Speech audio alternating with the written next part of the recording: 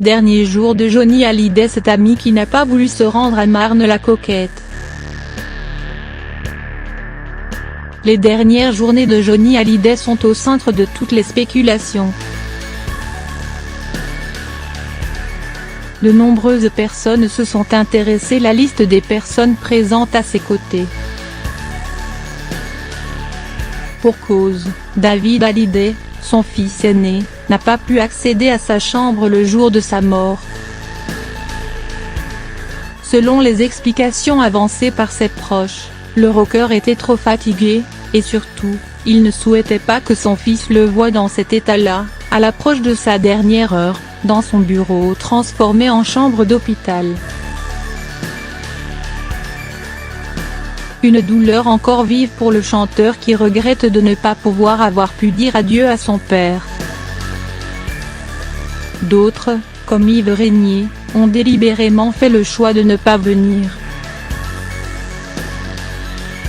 Dans son livre Laetitia, la vraie histoire, la journaliste Laurence Piau affirme que ce dernier n'avait pas envie de voir Johnny diminuer. Il voulait garder en mémoire le souvenir de son ami au summum de sa forme. L'acteur et scénariste serait d'ailleurs permis une remarque étonnante, évoquant l'ambiance de la maison du rocker à Marne-la-Coquette. « C'est sûr, ça sentait le sapin », aurait-il lâché.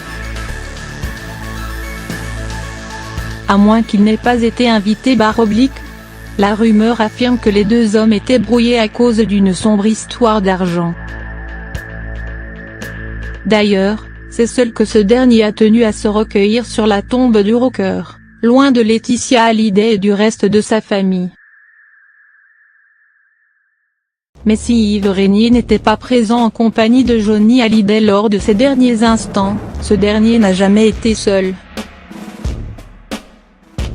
Outre son épouse et ses filles Jade et Joy, il a pu compter sur la présence de bon nombre de ses amis les plus fidèles. Jean-Claude Camus, Marie Poniatowski, Jean-François Piège ou encore la productrice Anne Marcassu, qui avait purement et simplement emménagé chez le taulier pour soutenir Laetitia Hallyday au quotidien. Il était donc bien entouré.